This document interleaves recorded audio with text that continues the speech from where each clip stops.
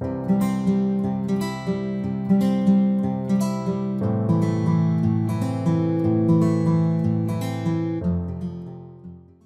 kochani, słuchajcie, dzisiaj Wam opowiem troszkę o cerze tłustej. Jest to kolejny film z serii o typach cer.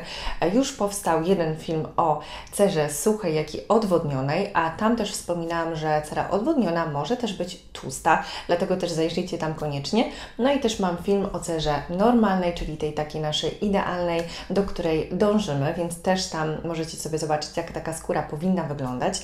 Natomiast dzisiaj będzie o cerze tłustej. Jest to skóra niezwykle wymagająca, natomiast bardzo często też występująca.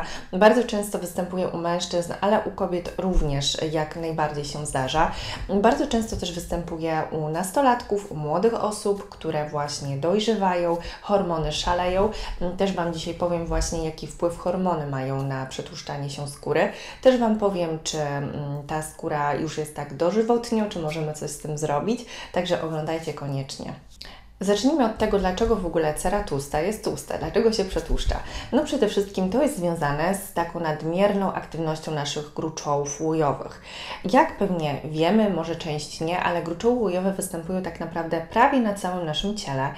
Nie występują tylko na wewnętrznych stronach dłoni, jak i również na stopach. Natomiast tak to na całym ciele mamy te gruczoły łojowe. One są nam niezwykle potrzebne, zaraz powiem o ich funkcjach.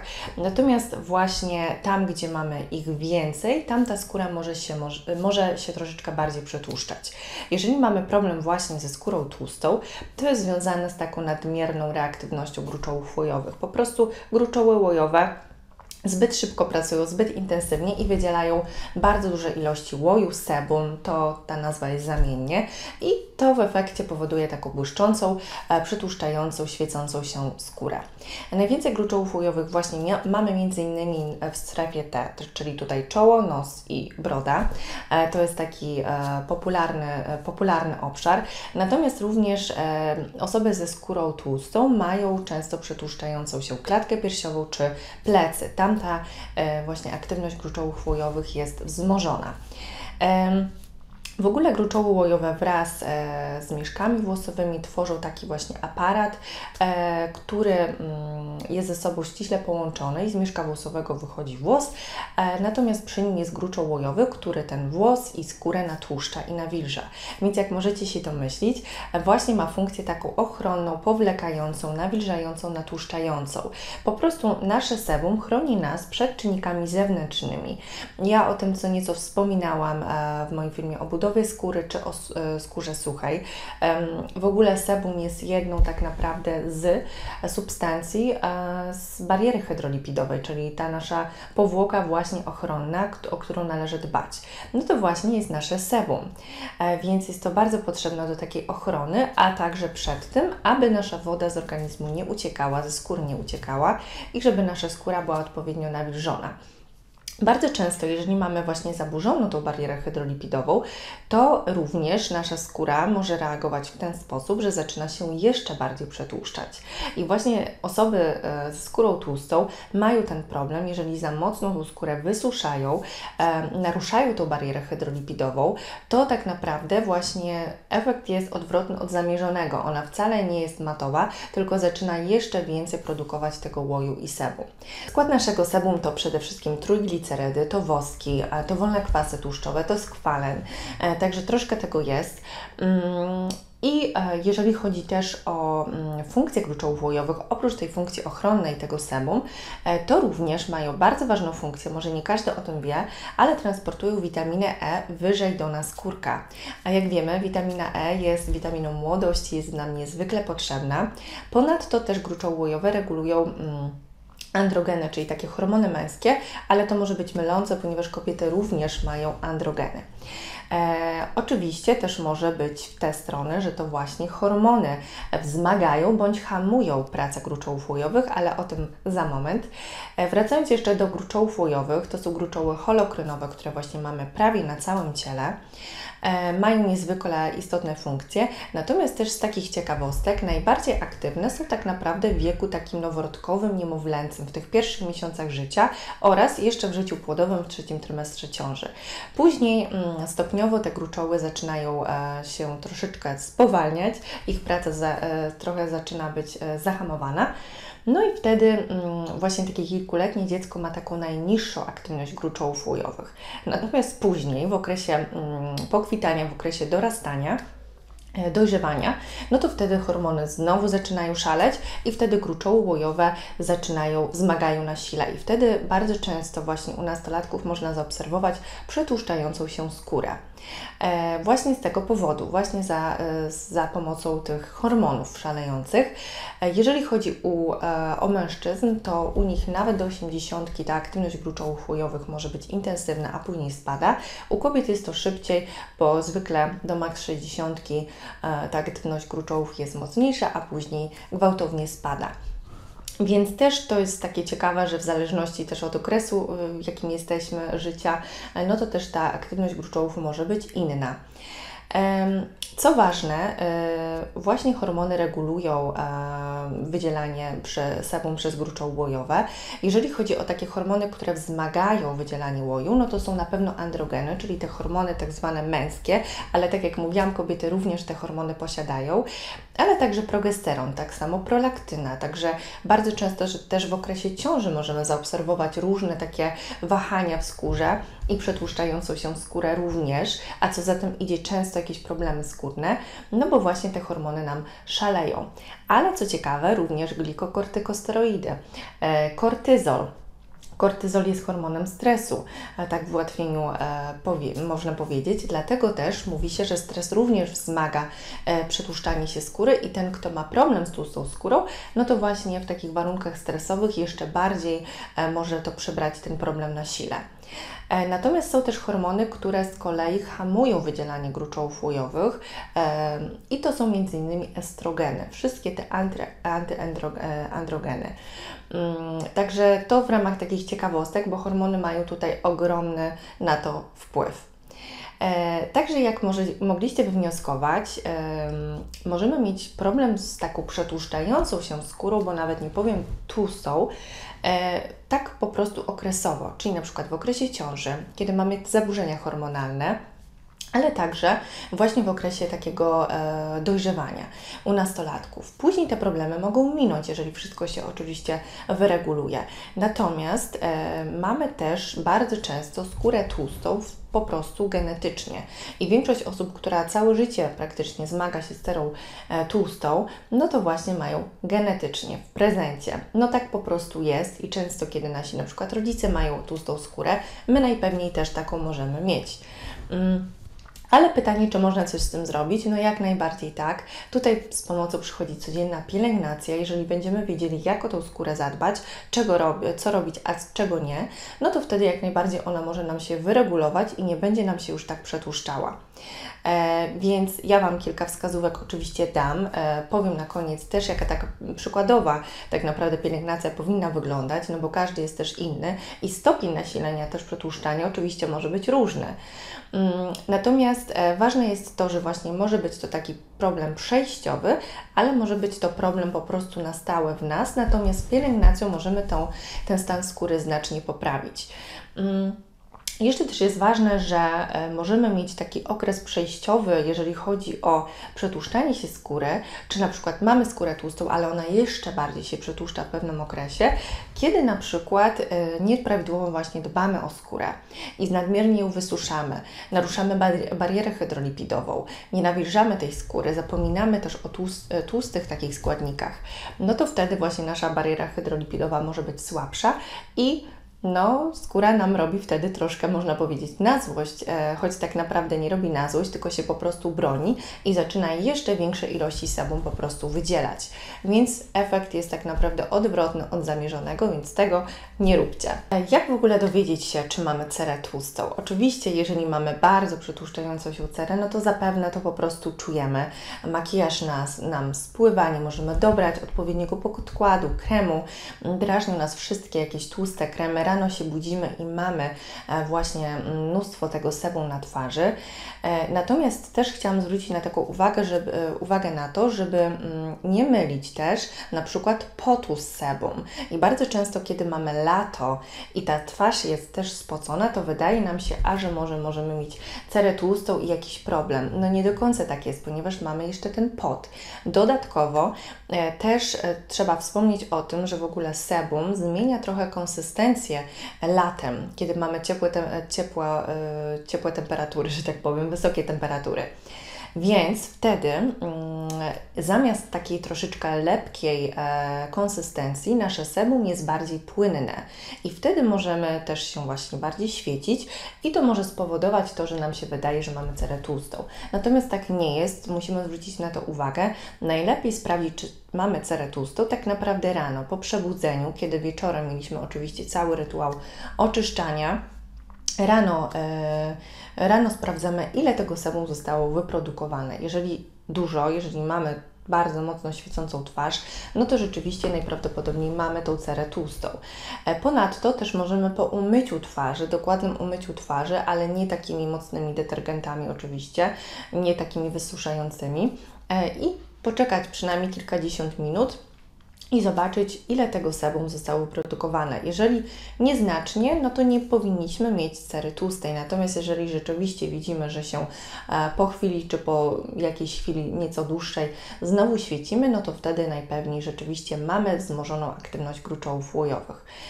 Więc to jest taki dosyć prosty test, gdzie można to sprawdzić, ale z tego co widzę, z reguły my to po prostu wiemy i czujemy, że po prostu mamy problem z tą cerą tłustą. Ponadto cera tłusta ma taki troszeczkę szarawy koloryt. Ona jest też dosyć taka odporna na środowisko, na wodę, raczej rzadko jest wrażliwa, no chyba że mamy mocno zaburzoną barierę hydrolipidową, to też skóra może być właśnie podrażniona. Natomiast z reguły ona jest właśnie grubsza, ta warstwa rogowa jest grubsza i też raczej jakieś naczynka są mniej widoczne, ona jest słabiej też ukrwiona, więc generalnie też wpływa to właśnie na ten koloryt. Dodatkowo mamy też dużo rozszerzonych porów. Mogą właśnie powstawać zaskórniki, czy jakieś właśnie zmiany zamknięte, jak na przykład grudki. I właśnie tutaj muszę wspomnieć o tym, że cera tłusta bardzo często jest połączona z cerą trądzikową, czy problemami trądzikowymi skórnymi, ponieważ kiedy mamy nadprodukcję tego sebum, to jest idealna tak naprawdę pożywka dla patogenów, dla bakterii niepożądanych, no i wtedy właśnie może dojść do różnych stanów zapalnych i tych zmian skórnych. Natomiast nie zawsze tak jest, więc ja dzisiaj też nie będę Wam mówiła o pielęgnacji cery problematycznej, trądzikowej, no bo to jest temat rzeka i chciałabym inny film na ten temat nagrać. Dzisiaj powiemy sobie tylko o cerze tłustej, ale pokrótce chcę o tym wspomnieć, że rzeczywiście bardzo często osoby z problemami skórnymi mają po prostu cerę tłustą. Cera tłusta ponadto może przybrać na siłę, jeżeli mamy jakieś niedobory witamin, kiedy właśnie mamy mocny poziom stresu. Również cera tłusta może przez nieodpowiednią dietę się nieco zaostrzać, natomiast bardziej nieodpowiednia dieta ma wpływ na zmiany te właśnie trądzikowe, zmiany takie skórne, problemy skórne. Więc tutaj rzeczywiście na dietę trzeba byłoby zwrócić mocno uwagę. Natomiast jeżeli chodzi o samo wydzielanie sebum, no to przede wszystkim jest kontrolowane przez hormony. Czego powinniśmy unikać? No na pewno nadmiernego przesuszania. Zdecydowanie nie możemy używać jakichś kosmetyków, toników na bazie alkoholu. Tam, gdzie alkohol wysoko w składzie, tam zdecydowanie po ten kosmetyk nie sięgamy i tak naprawdę to dotyczy każdego typu skóry. Tak jak wspomniałam, skóra tłusta może też być wysuszona i to się właśnie objawia tym, że ona może być podrażniona, że ona może nie wchłaniać odpowiednich składników aktywnych tak jak powinna. Widzimy też to, że nieodpowiednio reaguje na detergenty, którymi się myjemy skórę twarzy itd. Ponadto bardzo często ona jeszcze bardziej właśnie się zaczyna przetłuszczać, no bo wtedy to jest taka reakcja obronna. Dlatego zwłaszcza te osoby powinny dbać jeszcze bardziej niż normalnie o swoją barierę hydrolipidową, czyli nawilżać, ale również natłuszczać. Nie powinniśmy generalnie bać się też olejów, ponieważ są oleje, które są naprawdę bardzo dobre dla cery tłustej. Z nimi trochę się trzeba obchodzić, jak najbardziej trzeba się trochę na nich znać. Natomiast podam Wam teraz kilka takich olejów, które do wieczornej pielęgnacji jak najbardziej mogą się nadać. To powinny przede wszystkim być oleje nierafinowane, tłoczone na zimno, oleje suche, czyli takie, które wysychają dosyć szybko na skórze, nie pozostawiając takiej tłustej, wiecie, powłoki. I to jest na przykład olej z pestek malin, to jest na przykład olej konopny, olej jojoba, który w ogóle jest zbliżony do naszego sebum, olej lniany na przykład, czy olej z czarnuszki, który również nadaje się na różnego rodzaju problemy skórne. Jest jeszcze troszeczkę tych olejów, ja Wam tutaj takie przykłady podałam, więc jest to też taka forma naprawy naszej bariery hydrolipidowej, jeżeli mamy z tym problem. Ponadto powinniśmy dobierać odpowiednie detergenty do mycia naszej twarzy. Raczej unikajmy jakichś takich tłustych, śmietanek i tym podobne. Natomiast bardzo fajne jest dwuetapowe oczyszczanie skóry twarzy, jeżeli chodzi o wieczorną pielęgnację, ale również jest taki sposób mycia twarzy glinką, o którym Wam za chwilkę też powiem. Także na pewno zwracajcie uwagę na dokładne oczyszczanie skóry, ale odpowiednimi preparatami myjącymi, aby one właśnie dodatkowo nas nie wysuszały. Dodatkowo pamiętajmy też o tym, że nadmierne złuszczanie też nie jest wskazane. Jak najbardziej możemy używać kwasów, powinniśmy używać peelingów, ale raz na jakiś czas. Nie może to być codzienne absolutnie i nie może to być zbyt częste, ponieważ wtedy również naruszymy naszą barierę hydrolipidową, a tym samym jeszcze bardziej skóra zacznie się przetłuszczać, więc znowu to samo. Unikajmy też mydeł, ponieważ gdy za bardzo dojdzie do takiej alkalizacji naszego pH, nasze pH gwałtownie wzrośnie, no to również mogą po prostu powstać też te problemy różne trądzikowe i skórne, więc też nie jest to wskazane. Skóra wtedy szaleje, więc lepiej dobierać preparaty odpowiednie do mycia twarzy. Z kolei właśnie, tak jak wspomniałam przy kwasach, zbytnie zakwaszanie też nie jest prawidłowe. Skóra tłusta z reguły ma troszeczkę niższe pH, tak nawet 4,5, więc lekko kwasowe pH około 5,5 jest w porządku. Natomiast też za bardzo, gdy zakwaszamy, to też mogą powstać właśnie problemy skórne, więc nie lubimy przesady tak naprawdę w żadną ze stron. A co wobec tego powinniśmy używać w naszej codziennej pielęgnacji? Zwróćcie na takie składniki aktywne, które są nawilżające, czyli m.in. kwas hialuronowy, mocznik, gliceryna, trehaloza, ostatnio też bardzo popularna. Zwróćcie też uwagę na składniki, które wzmacniają naszą barierę hydrolipidową, czyli ceramidy, czyli kwasy tłuszczowe, czyli skwalen, różnego rodzaju również oleje, tak jak wspomniałam, również się nadadzą, jeżeli są odpowiednio dobrane do cery tłustej. Także wszystkie te składniki natłuszczające, nawilżające, dodatkowo pantenon, alantolina, one działają też troszeczkę łagodząco, jeżeli na przykład mamy jakieś zmiany zapalne, więc też jak najbardziej te składniki. Ponadto powinniśmy zwrócić uwagę na składniki sebostatyczne, czyli takie, które delikatnie regulują pracę gruczołów łojowych, więc jak najbardziej powinniśmy na to zwrócić uwagę. A to są na przykład retinoidy. Świetnie działają tak naprawdę na cerę tłustą również. Ja o retinoidach wspominałam w moim filmie. Zajrzyjcie koniecznie, bo tam omawiam, czym się różni na przykład retinal od retinalu oraz inne pochodne.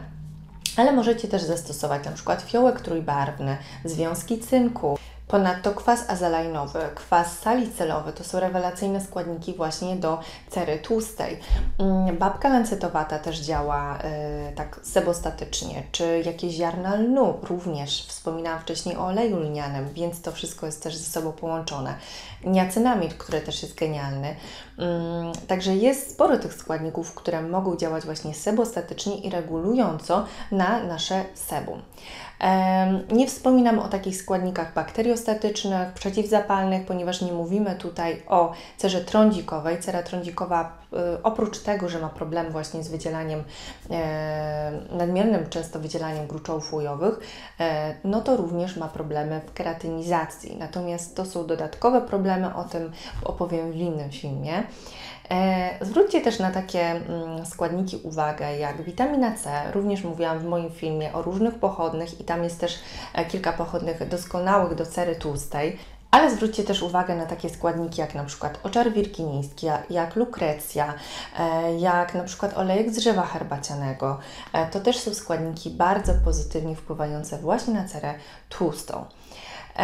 Jeżeli chodzi zaś o taką przykładową pielęgnację, co mogłabym Wam poradzić, no to też wszystko w zależności od tego, jaki macie problem. Czy macie dodatkowo skórę odwodnioną, macie problem z tą barierą hydrolipidową, no to wtedy powinno to nawilżenie być jeszcze mocniejsze.